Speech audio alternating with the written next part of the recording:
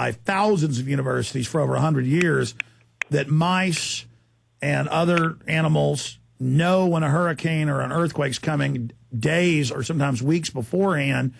They can also do double-blind studies where there's a 20-foot wall. You can't hear what's going on in the next room. But if people are agitated in the next room or being hurt, brain waves, go into a pattern of disarray or being upset yourself, kind of that 100th monkey. And the system is trying to suppress this awakening, just in scientific terms, from people being, in a higher level when it comes to the use of their brain. So that's why they're putting the fluoride in the water. That's why they're injecting us with mercury. That's why they're feeding us the GMO food. All of this, that's why the television's dumbing everything down, lowering everything down. How do you see this battle shaking out, David Icke? Well, if we don't become conscious and get out of control by computer programs, then it's going to go on, because the computer programs are going to keep following the program. This is why it's so important that no matter what our religious or non-religious or belief or anything, that we put that aside and look at the things that unite us instead of those that divide us. And like I said a few minutes ago, Alex, we have all these religions who argue and cuss and fight, but when you get to the core of them, the real core of them, they're not a million miles from what I'm talking about here. If you get it down to people can argue about the detail. I don't see why we should argue about the detail. I mean, believe what you like so long as you don't enforce it on anyone else. But, the basics of we are something beyond the body, and when the body dies, that something leaves, which I call awareness, other people call the soul. If we can start to get down to these levels where we all basically agree, then we can start working together without letting the fault lines of detail and religious dogma divide us. And we need to move our point of observation from the body. Instead of looking in the mirror and saying, that is me, it's looking in the mirror and saying, that is the vehicle that the real me, consciousness, is using to experience this reality. See, we have names so we can tell each other apart in the world that we live in, but you can have a name without actually being completely controlled by the fact that that's who you are. See, I don't consider myself to be David Icke. That's the name of an experience I'm having now at this time. I am consciousness having that experience. And when you come from that point of view, you don't get pulled into little me. In other words, you don't get pulled into computer level of perception. That's it. I got to stop you. Exactly. Whenever I'm calm, focused, I can think 1,000 times faster. Everything makes complete sense. By the very nature of getting on the air, having the lights on, having the stress of having to perform, I shift in to the fight or flight, into the reptilian brain, and then lose so much of my consciousness just even when I get on air, instead of like at 10 or 11, 12 at night when everything is so clear. And it's just amazing. But what you just talked about, whenever I get above it all, then I don't hate my enemies that are attacking me and lying about me. I actually feel sorry for them and wish that they weren't, at such a primitive level.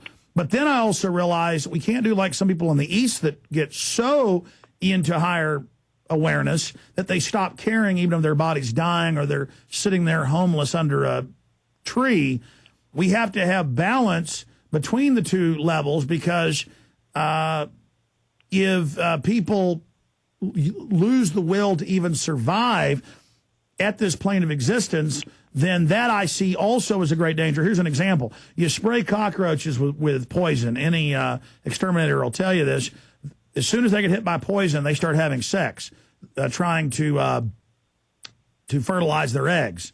And it's just like after 9/11, there was a huge baby boom. That was, the establishment did a threat to the species grand event. Oh, our tribe just got devastated. People immediately, myself included, went and got married, started having children, not even knowing why. It was a compulsion of the species, which are all interconnected and tied together. We're all individuals, but we're also part of a hive species, almost like a jellyfish colony. And so, I mean, David, I'm throwing out a lot of ideas here. The point I'm trying to make is that we can also, and I haven't done this consciously, but now that I'm more conscious, I can realize I did. I've been successful with people waking them up to the first level because I did at a reptilian primitive level explain you have been enslaved. There is more outside this system than you know.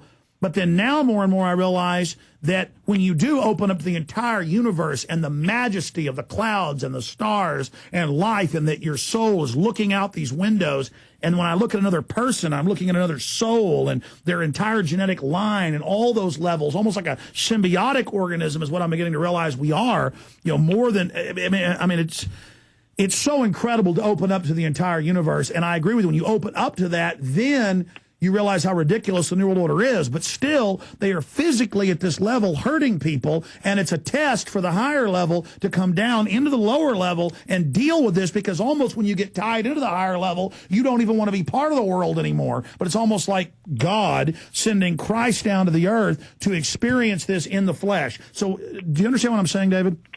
Well, I don't think we come into this world to then ignore the fact we've done so. This is why we need the balance. You've got people like in what's called the New Age movement, and much of that was brilliantly described in a book I read a long time ago as people who were in a holding pattern above the airport refusing to land.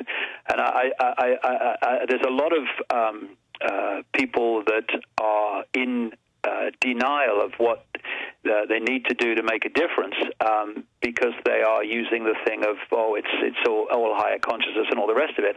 And for me, what we need to do is bring that higher awareness into the body computer, because, they can manipulate and program the body computer through the media, through education, through electrochemical means, and they do all the time. That's the bottom line. So we have to occupy the reptilian brain with the higher consciousness, or they're always going to use it as a breach. The point I'm making here, Alex, is we can program the computer from consciousness. If consciousness is allowed in, and what does that mean? It means opening the mind.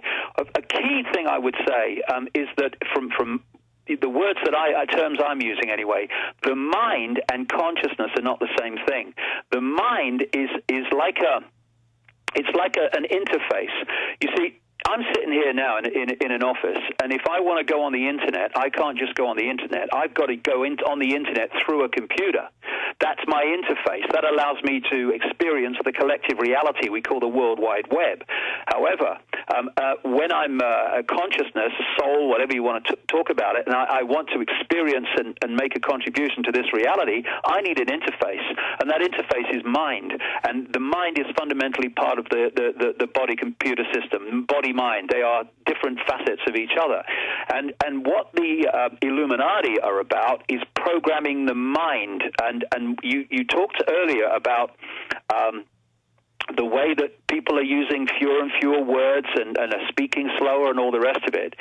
This is all part of programming people's not just ability to express themselves in words, but their ability to express even their thoughts. See, on the level of consciousness, we become aware through something called knowing. Don't think it, know it. Consciousness knows because it is the one consciousness, the all that is.